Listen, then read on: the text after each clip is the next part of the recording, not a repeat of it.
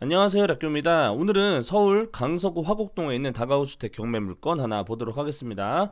감정가는 25억인데요. 현재는 20억까지 떨어져 있고요. 앞으로도 유찰될 가능성이 더 있어 보이는 그런 물건이고요. 토지는 66평, 건물 면적은 141평입니다. 이곳 같은 경우는 2021년에 지어졌기 때문에 비교적 신축이라고 볼 수가 있는 깨끗한 경매 물건이라고 볼 수가 있고요. 지금 현재 보시면 굉장히 많은 임차인들이 있는 것으로 보여지긴 하지만 2021년 12월 24일에 근저당권 설정이 되어 있는데, 지금 우리가 보고 있는 임차인들 같은 경우는 대부분 2022년에 들어오신 분들이기 때문에 권리상 문제가 없는 깨끗한 경매 물건이라는 걸 알 수가 있고요. 그리고 이런 물건 같은 경우는 보시면 대부분이 전세로 들어와 있는 그런 경매 물건인데, 다행히도 근저당이 그렇게 많지가 않아서 대부분의 임차인들이 금액을 돌려갈 가능성이 높은 물건이라고 볼 수가 있습니다. 그래서 명도 같은 경우도 명도 확인서를 통해서 협조적으로 할 가능성이 굉장히 높고, 대부분이 다 신고가 되어 있는 것으로 봤을 때는 명도도 어렵지 않아 보인다 라고 볼 수가 있습니다. 근데 이곳 같은 경우는 현재 건축물 대장상으로 보면요, 다중주택으로 되어 있습니다. 그러면 지금 이곳 같은 경우는 다중주택이 아니라 일반 원룸으로 운영되어지고 있는 것으로 추측이 됩니다. 지금 한 20개 정도 방이 있는 것으로 보여지기 때문에 사실상 이런 물건 같은 경우는 추후에 위반 건축물이 될 수 있는 가능성이 있기 때문에 이런 부분도 염두하시면 좋을 것 같고요.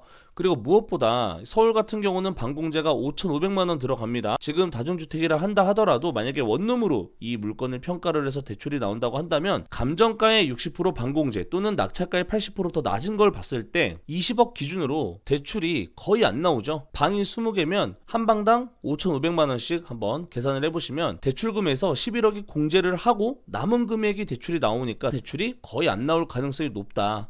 그렇다면 신탁대출을 해야 되는데, 신탁대출을 하게 되면요, 월세로 십수억에 대한 이자를 감당을 해야 되는데 이 물건은 수익률이 그렇게 높지가 않은 물건이 되기 때문에 남는다면 괜찮은 물건이지만 지금 현재로서는 부담스러운 금액이 아닐까 싶습니다. 그래서 한 번이나 두 번 정도 더 유찰이 되면 금액이 더 내려가겠죠. 그렇게 되면 수익률이 어느 정도 맞춰지게 되면 신탁대출로서 알아보고 진행을 하면 대출이 가능할 수 있겠지만, 일반 물건으로 진행을 하게 된다면 대출이 거의 안 나온다라는 거 참고해서 대출 상담을 통해서 대출이 나오는지 알아봐야 됩니다. 아까 말씀드린 대로 다중주택이기 때문에 위반 건축물의 소지, 그리고 대출이 반공제가 됐을 때도 충분히 나올 수 있는지, 안 나온다고 한다면 신탁대출로도 충분히 이 수익률을 맞출 수가 있는 그런 부분을 잘 한번 확인해 보시기 바랍니다. 그러면 영상 봐주셔서 감사합니다.